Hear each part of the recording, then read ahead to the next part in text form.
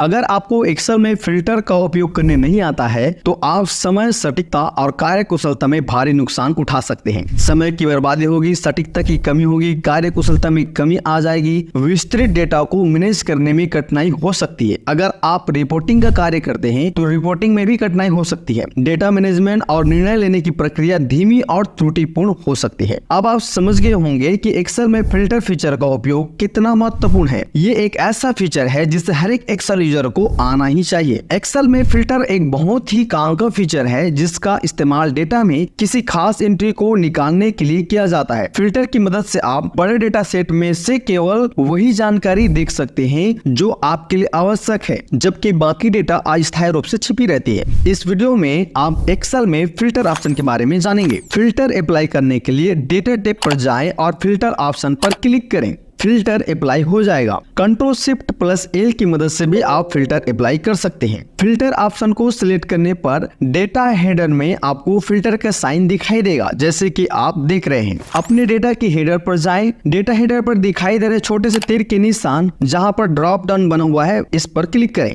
सबसे पहले sort A to Z और sort J to A option आएगा। एक्सेल में सॉर्टिंग का मतलब है वर्कशीट या टेबल के डेटा को कुछ मापदंडों के आधार पर पुनर्व्यवस्थित करना। ये सॉर्ट ऑप्शन आपके डेटा के हेडर के अनुसार बदलती है। मेरे पास यह डेटा है जिसमें अलग अलग पंक्तियों में जीरो का डेटा है और मुझे इसे अल्फाबेटिक क्रमबद्ध करके पुनर्व्यवस्थित करना है। मैं चाहता हूं कि एक जिले का सारा डेटा जो अलग अलग पंक्तियों में है वो एक साथ एक ही क्रम में आ जाए। तो इसके लिए सॉर्ट A to Z पर क्लिक कर रहा हूं। आप देख रहे हैं कि जो डेटा अलग अलग पंक्तियों में था वह एक साथ एक ही स्थान पर क्रम से आ गया है। अब मैं अमाउंट के अनुसार फिल्टर करना चाहता हूं, तो यहाँ पर सॉर्ट विकल्प बदल गया है और यह स्मॉलेस्ट टू लार्जेस्ट और लार्जेस्ट टू स्मॉलेस्ट हो गया है।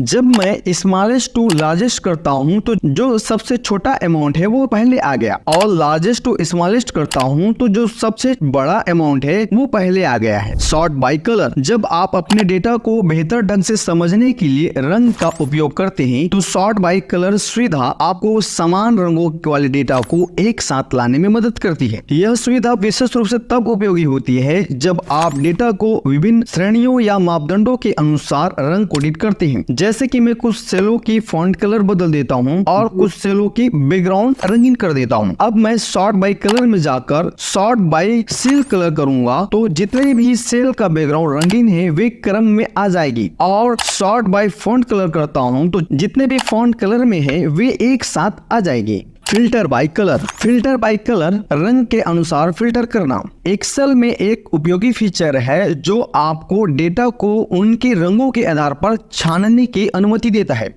जब आपने अपने डेटा को विभिन्न रंगों में हाईलाइट किया है तो इस सुविधा का उपयोग करके आप विशेष रंगों के डेटा को आसानी से देख सकते हैं। जैसे कि मैं फिल्टर बाय कलर में जाकर फिल्टर बाय सेल कलर करूंगा तो जितने भी सेल का बैकग्राउंड रंगीन है वे सभी सेल दिखाई देंगे और अन्य रंगों की सेल छिप जाएंगे। अगर मैं फिल्टर बाय फॉन्ट कलर करता हूं तो जितने भी फॉन्ट कलर है वे सेल दिखाई देंगे और अन्य रंगों के सेल छिप जाएंगे। Filter by check mark and uncheck mark. मेरे डेटा में डिस्ट्रिक्ट हेडर भी है। अब मैं किसी एक जिले का डेटा देखना चाहता हूं, इसके लिए जिस जिले का डेटा देखना चाहता हूं उस जिले पर चेक मार्क लगाऊंगा और बाकी जिलों को अनचेक कर दूंगा।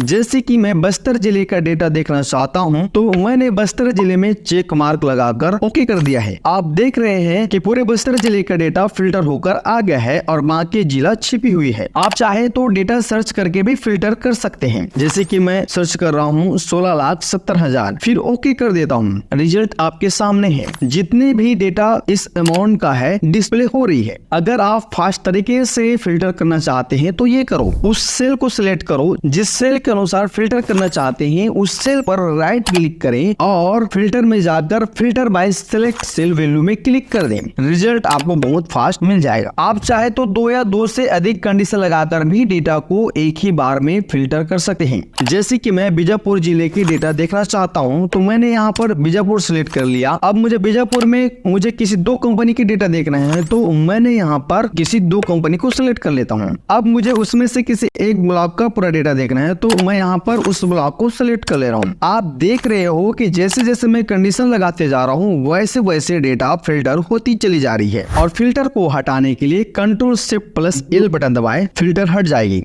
अगर वीडियो इन्फॉर्मेटिव लगा तो लाइक, शेयर और सब्सक्राइब करें।